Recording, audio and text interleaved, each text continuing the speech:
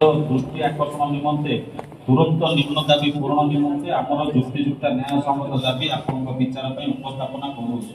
ଦାବି ପୂରଣ ପାଇଁ ବାରମ୍ବାର ଆବେଦନ କଲେ ମଧ୍ୟ ତାହା ପୂରଣ କରାଯାଉ ନାହିଁ। ଆଲୋଚନା ପାଇଁ ପ୍ରାର୍ଥନା କଲେ ମୁଁ ବ୍ରହ୍ମପୁର ବନଖଣ୍ଡର ଅସ୍ଥାୟୀ ବନ କର୍ମଚାରୀ ସୁଭାଷ ସଂଘର ସଭାପତି ସନୋଜ କୁମାର ଶଙ୍କୁଆ। ବୈଠକ ତ ଆମର ରାଜ୍ୟ ସଂଘର ନିଷ୍ପତ୍ତି କ୍ରମେ ଆମେ ଯୋଉ ବନ ବିଭାଗର ସ୍କ୍ୱାଡ୍ ଅଛୁ, ଯୋଉ ଆମର ସ୍କ୍ୱାଡ୍ ସଂଘ ଅଛୁ, ଯେତିକି ଯା ଅଲ୍ ଓଡ଼ିଶାରେ ଯେତିକି ସ୍କ୍ୱାଡ୍ କର୍ମଚାରୀ ମାନେ କାମ କରୁଛନ୍ତି ବନକର୍ମ ଅସ୍ଥାୟୀ ରୂପରେ ଯୋଉମାନେ ଅଛନ୍ତି, ସେମାନେ ତାଙ୍କର କାର୍ଯ୍ୟରତ ସମୟରେ ବହୁ ଅସୁବିଧାର ସମ୍ମୁଖୀନ ହେଉଛନ୍ତି, କ୍ଷୟକ୍ଷତି ହେଉଛନ୍ତି, ମୃତ୍ୟୁବରଣ କରୁଛନ୍ତି।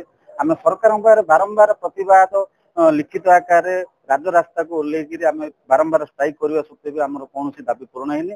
ସେଥିପାଇଁ ରାଜ୍ୟ ସଂଘର ନିଷ୍ପତ୍ତି କ୍ରମେ ଆମର ମୁଖ୍ୟ ବନ ସଂରକ୍ଷକଙ୍କୁ ଏକ ଦାବିପତ୍ର ଦେଇଛୁ। ଆମକୁ 1 ତାରିଖ ଭିତରେ ଯଦି ସନ୍ତୋଷଜନକ ଭାବେ ଆମ ସହିତ ଆଲୋଚନା ନ କରନ୍ତି, ଆମର ଦାବିପତ୍ର ବିଷୟରେ ଯଦି କୌଣସି ନ ବିଚାର କରନ୍ତି, ତାହେଲେ ଆମେ 1 ତାରିଖକୁ ଭୁବନେଶ୍ୱର ଗାନ୍ଧୀ ମାର୍ଗ ହଉ କିମ୍ବା ଅରଣ୍ୟ ଭବନ ଆଗରେ ଆମେ ଶାନ୍ତିପୂର୍ଣ୍ଣ ଧାରଣା ଦେବୁ।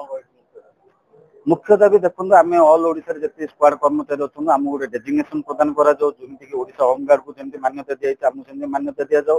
ଆଉ ଆମେ ଡ୍ୟୁଟି ଉପରେ ଯଦି ଆମେ ମରିଯାଉ, ମୃତ୍ୟୁବରଣ କରୁ, ତାହେଲେ ଆମର ସେଇଟା ଯୋଉ ସର୍ବନିମ୍ନ 10 ଲକ୍ଷ ଟଙ୍କା ସରକାର ରଖିଛି, ଯୋଉଟାକି ପବ୍ଲିକ ମଲେ ବି 10 ଲକ୍ଷ, ଆମେ ବି ମଲେ 10 ଲକ୍ଷ। ତ ଆମେ ଜୀବନକୁ ବାଜି ଲଗେଇକିରି କାହିଁକି ହାତୀ ମାଙ୍କଡ ସରୀସୃପକୁ ଆମେ କାହିଁକି ଧରିବୁ? ଆମ କୌଣସି ରଣକୌଶଳୀ ନାହିଁ। ତ ଆମର ରହିଛି ସେଇଟା ଦାବି, ସର୍ବନିମ୍ନ 25 ଲକ୍ଷ ଟଙ୍କା ମୃତ୍ୟୁବରଣ କଲେ, କ୍ଷତିଗ୍ରସ୍ତ ହେଲେ 15 ଲକ୍ଷ ଟଙ୍କା ପ୍ରଦାନ କରାଯାଉ ବୋଲି।